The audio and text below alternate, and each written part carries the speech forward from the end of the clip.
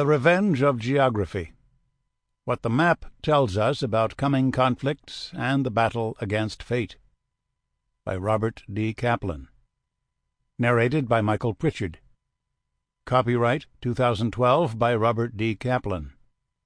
This unabridged audiobook is recorded by arrangement with Random House, an imprint of the Random House Publishing Group, a division of Random House Incorporated, and was produced in the year 2012 by Tantor Media Incorporated, which holds the copyright thereto. But precisely because I expect little of the human condition, man's periods of felicity, his partial progress, his efforts to begin over again and to continue, all seem to me like so many prodigies, which nearly compensate for the monstrous mass of ills and defeats, of indifference and error. Catastrophe and ruin will come. Disorder will triumph, but order will too, from time to time. Marguerite Yourcenar, Memoirs of Hadrian, 1951. Preface. Frontiers. A good place to understand the present, and to ask questions about the future, is on the ground, traveling as slowly as possible.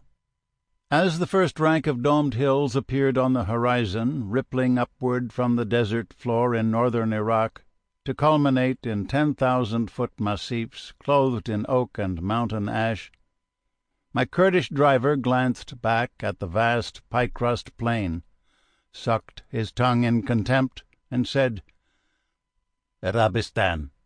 Then, looking toward the hills, he murmured, "Kurdistan," and his face lit up. It was 1986, the pinnacle of Saddam Hussein's suffocating reign, and yet as soon as we penetrated further into prison-like valleys and forbidding chasms, the ubiquitous billboard pictures of Saddam suddenly vanished. So did Iraqi soldiers. Replacing them were Kurdish peshmergas with bandoliers wearing turbans, baggy trousers, and cummerbunds. According to the political map, we had never left Iraq. But the mountains had declared a limit to Saddam's rule, a limit overcome by the most extreme of measures.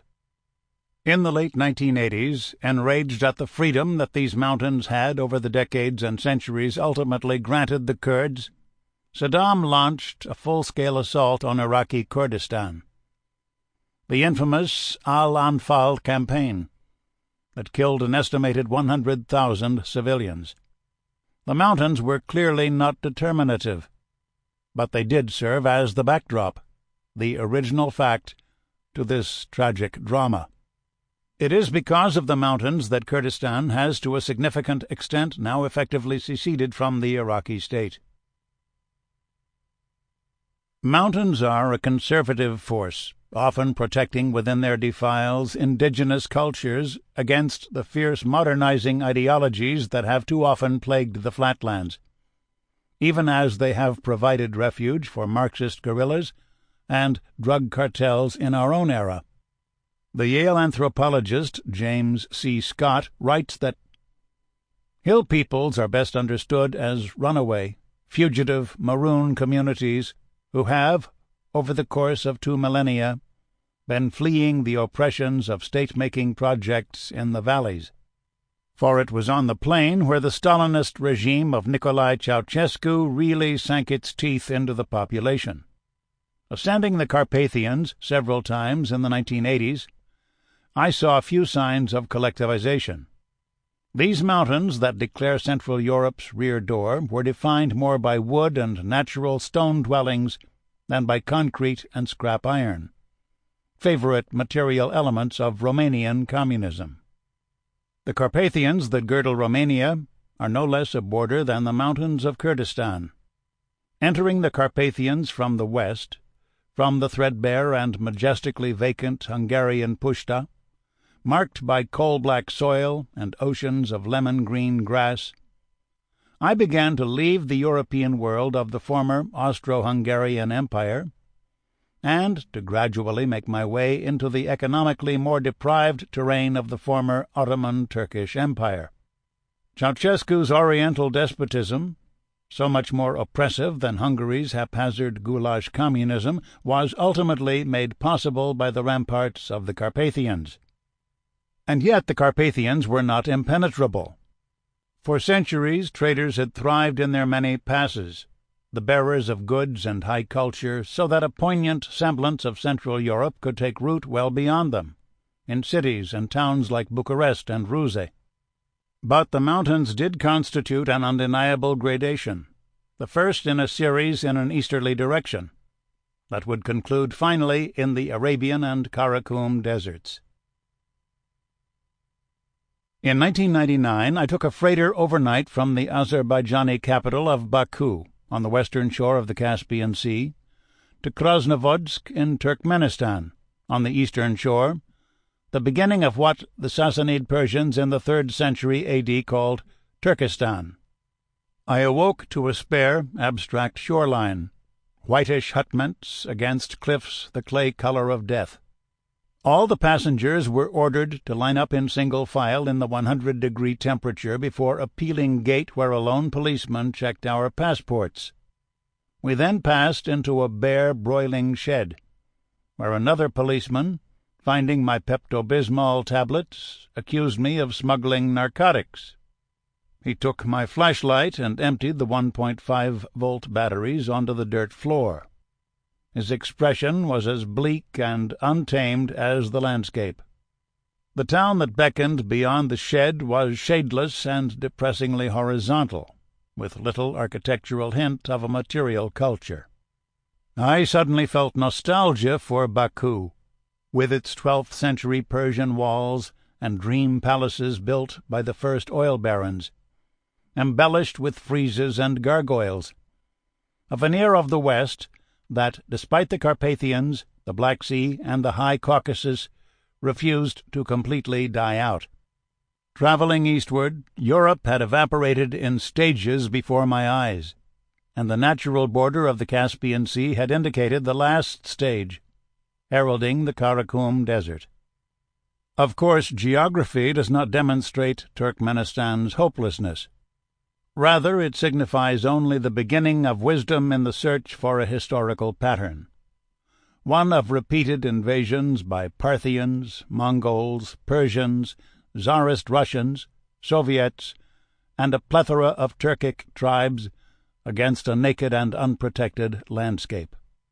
There was the barest existence of a civilization because none was allowed to permanently sink deep roots, and this helps explain my first impressions of the place.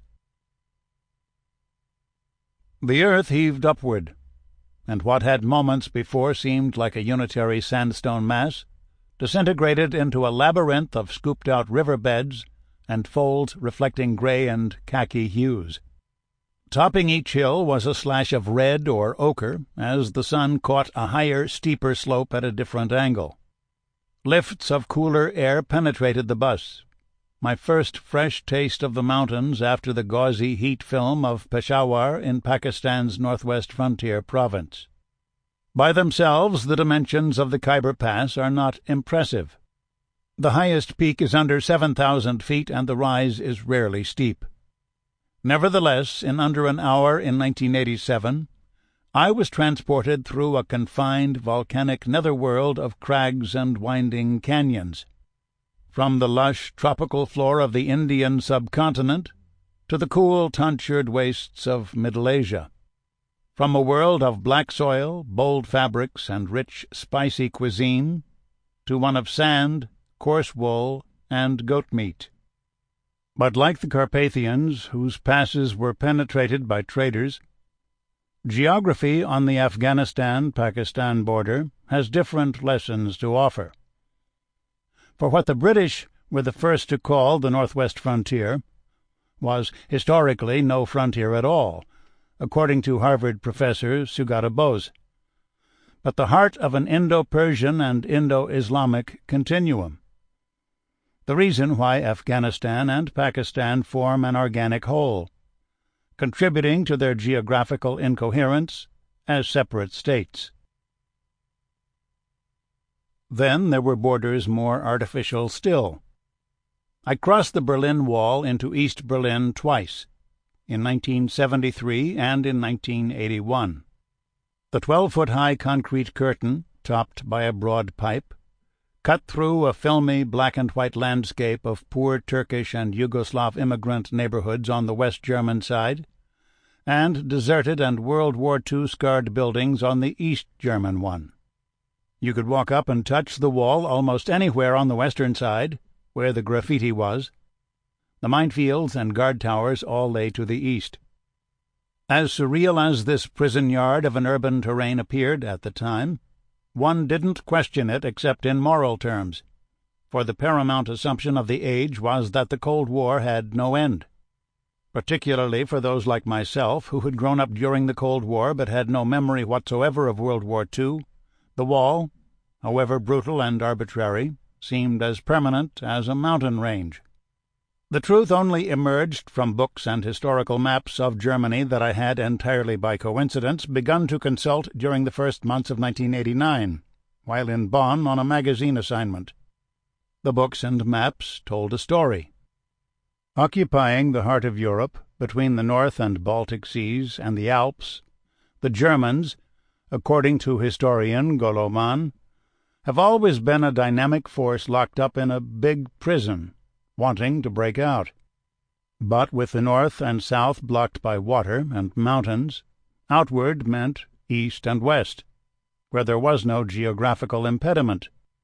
What has characterized the German nature for 100 years is its lack of form, its unreliability, writes Mann, referring to the turbulent period from the 1860s to the 1960s, marked by Otto von Bismarck's expansion and the 2 world wars.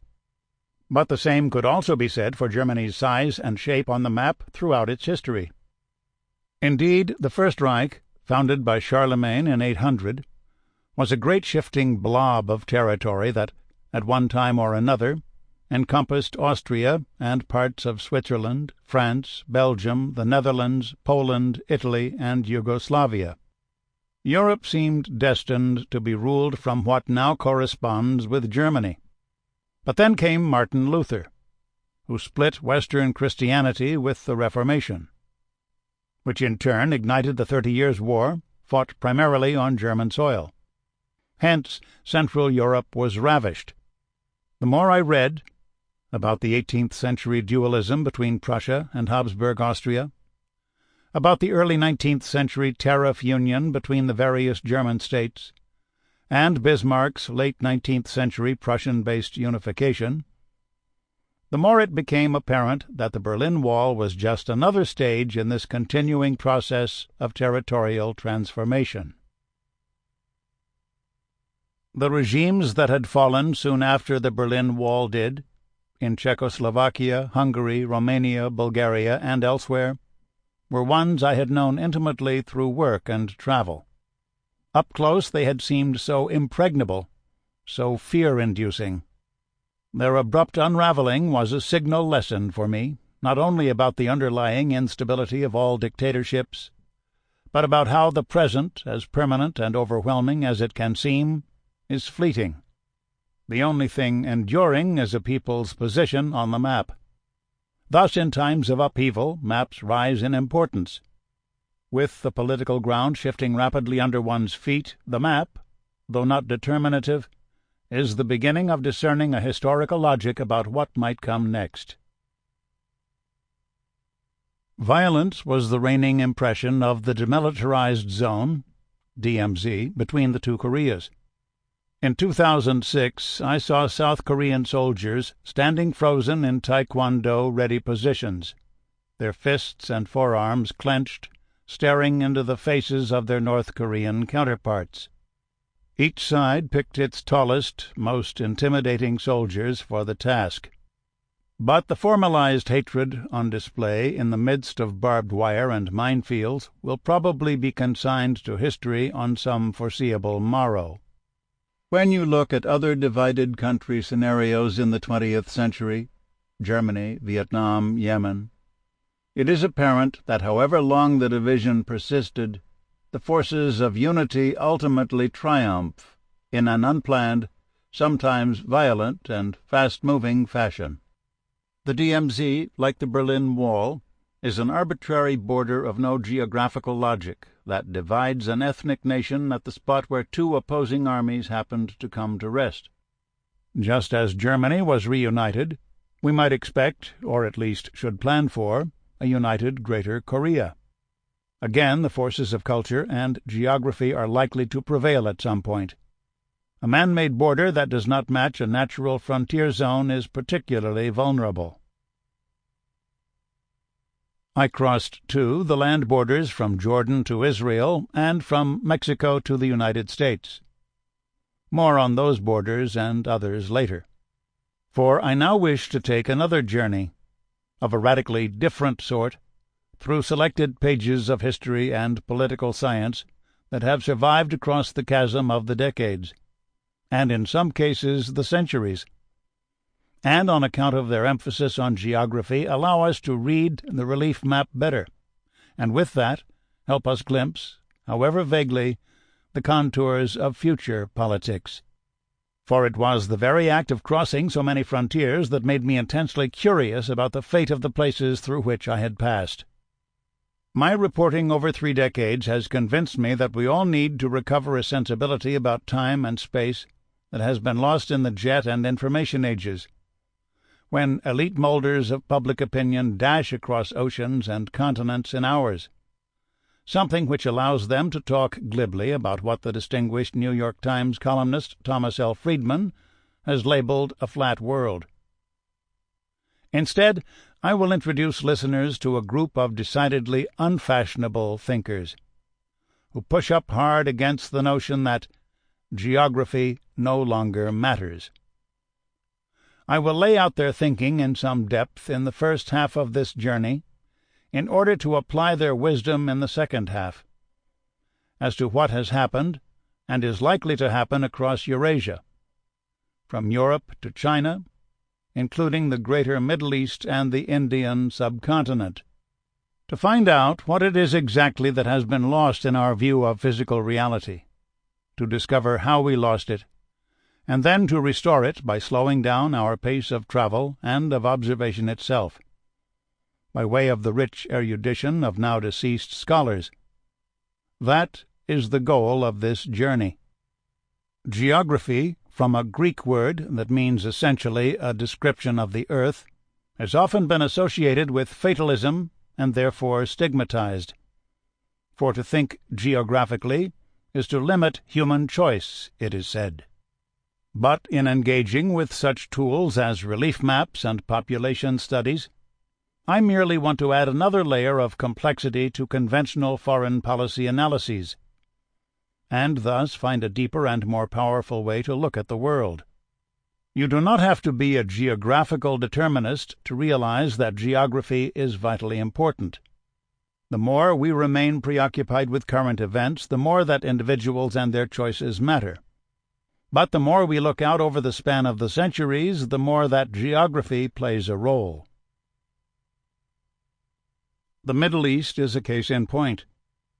As I write, the region from Morocco to Afghanistan is in the midst of a crisis of central authority.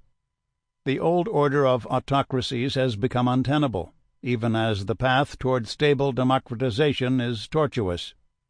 The first phase of this great upheaval has featured the defeat of geography through the power of new communications technologies. Satellite, television, and social networking Internet sites have created a single community of protesters throughout the Arab world, so that democracy advocates in such disparate places as Egypt and Yemen and Bahrain are inspired by what has begun in Tunisia. Thus there exists a commonality in the political situations of all these countries. But as the revolt has gone on, it has become clear that each country has developed its own narrative, which in turn is influenced by its own deep history and geography. The more one knows about the history and geography of any particular Middle Eastern country, therefore, the less surprised one will be about events there. For it may be only partly accidental that the upheaval started in Tunisia. A map of classical antiquity shows a concentration of settlements where Tunisia is today, juxtaposed with the relative emptiness that characterizes modern-day Algeria and Libya. Jutting out into the Mediterranean close to Sicily, Tunisia was the demographic hub of North Africa, not only under the Carthaginians and Romans, but under the Vandals, Byzantines, medieval Arabs, and Turks. Whereas Algeria to the west and Libya to the east were but vague geographical expressions, Tunisia is an age-old cluster of civilization. As for Libya, its western region of Tripolitania was throughout history oriented toward Tunisia, while its eastern region of Cyrenaica, Benghazi, was always oriented toward Egypt. For 2,000 years, the closer to Carthage, roughly the site of modern-day Tunis, the greater the level of development. Because urbanization in Tunisia started 2 millennia ago, tribal identity based on nomadism, which the medieval historian Ibn Khaldun said disrupted political stability, is correspondingly weak. Indeed, after the Roman general Scipio defeated Hannibal in 202 BC outside Tunis, he dug a demarcation ditch, or fossa regia, that marked the extent of civilized territory. The fossa regia remains relevant to the current Middle East crisis. Still visible in places, it runs from Tabarka on Tunisia's northwestern coast southward, and turns directly eastward to Sfax, another Mediterranean port. The towns beyond that line have fewer Roman remains, and today tend to be poorer and less developed, with historically higher rates of unemployment. The town of Sidi Bouzid, where the Arab revolt started in December 2010, when a vendor of fruit and vegetables set himself on fire as an act of protest, lies just beyond Scipio's line. This is not fatalism. I am merely providing geographical and historical context to current events. The Arab revolt for democracy began in what, in historical terms, was the most advanced society in the Arab world, the one physically closest to Europe. Yet it also began specifically in a part of that country which, since antiquity, had been ignored and suffered consequent underdevelopment. Such knowledge can add depth to what has been transpiring elsewhere, whether it be in Egypt, another age-old cluster of civilization with a long history as a state just like Tunisia, or Yemen, the demographic core of the Arabian Peninsula, whose attempts at unity have been bedeviled by a sprawling and mountainous topography that has worked to weaken central government and consequently raise the importance of tribal structures and separatist groups. Or Syria, whose truncated shape on the map harbors divisions within it based on ethnicity and sectarian identity. Geography testifies that Tunisia and Egypt are naturally cohesive. Libya, Yemen, and Syria less so. It follows, therefore, that Tunisia and Egypt required relatively moderate forms of autocracy to hold them together, while Libya and Syria required more extreme varieties. Meanwhile, geography has always made Yemen hard to govern at all. Yemen has been what the 20th century European scholars Ernest Gellner and Robert Montaigne called a segmentary society, the upshot of a Middle Eastern landscape riven by mountains and desert. Hovering between centralization and anarchy, such a society, in Montaigne's words, is typified by a regime that drains the life from a region, even though, because of its own fragility, it fails to establish lasting institutions. Here, tribes are strong and the central government comparatively weak. The struggle to construct liberal orders in such places cannot be divorced from such realities. As political upheavals accumulate and the world becomes seemingly more unmanageable, with incessant questions as to how the United States and its allies should respond, geography offers a way to make at least some sense of it all. By engaging with old maps and with geographers and geopolitical thinkers from earlier eras, I want to ground truth the globe in the 21st century, much as I did at these frontiers beginning in the late 20th. For even if we can send satellites into the outer solar system, and even as financial markets and cyberspace know no boundaries, the Hindu Kush still constitutes a formidable barrier. Part 1. Visionaries. Chapter 1. From Bosnia to Baghdad.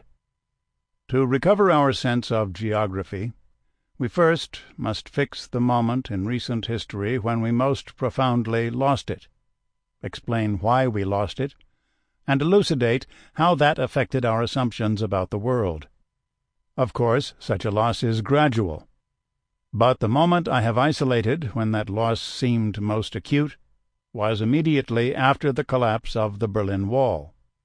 Though an artificial border whose crumbling should have enhanced our respect for geography and the relief map, and what that map might have foreshadowed in the adjacent Balkans and the Middle East, the Berlin Wall's erasure made us blind to the real geographical impediments that still divided us, and still awaited us.